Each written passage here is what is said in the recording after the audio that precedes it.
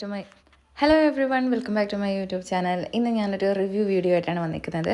ഷുഗറിൻ്റെ ഒരു call pencil വാങ്ങിയിട്ടുണ്ടായിരുന്നു. 249 റുപ്പീസിന് ഞാൻ ആമസോണിൽ നിന്നാണ് പർച്ചേസ് ചെയ്തിരിക്കുന്നത്. Black out shade number 1.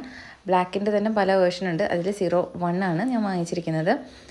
അപ്പം ഇത് കുഴപ്പമില്ല, അത്യാവശ്യം ഡീപ്പ് ബ്ലാക്ക് ആണ്.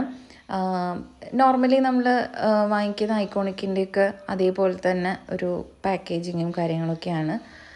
ഇതിനു മുന്നേ ഞാൻ റെനയുടെ മിഡ് നൈറ്റ് കാജലാണ് വാങ്ങിച്ചിരുന്നത് കോൾ പെൻസിൽ.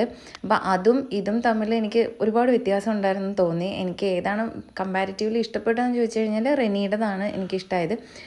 ഇത് ഒരു ഡീപ്പ് ബ്ലാക്ക് എന്ന് പറയാൻ പറ്റത്തില്ല. ഇതിപ്പോൾ ഞാൻ ഒടിഞ്ഞു പോകണ്ടെന്ന് കരുതിയിട്ട് കുറച്ച് ലൈറ്റായിട്ട് ഇങ്ങനെ ചെയ്തെന്നുള്ളൂ. അത്യാവശ്യം നല്ല കളർ തരുന്നുണ്ട്, നല്ല ബ്ലാക്ക് തന്നെയാണ്, സ്മഡ്ജ് പ്രൂഫാണ്.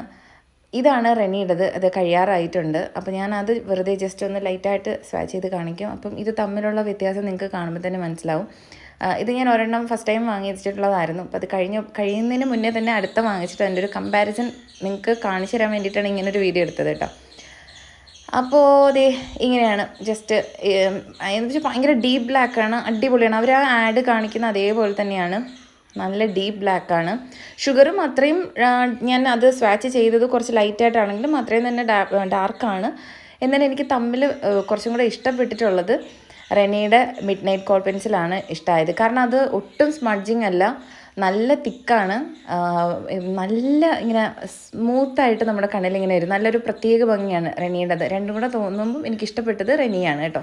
അപ്പോൾ അത്രയേ ഉള്ളൂ വീഡിയോ ഇഷ്ടപ്പെട്ട് കഴിഞ്ഞാൽ ലൈക്ക് ചെയ്യണം, സബ്സ്ക്രൈബ് ചെയ്യണം, ഷെയർ ചെയ്യണം. ടാറ്റാ.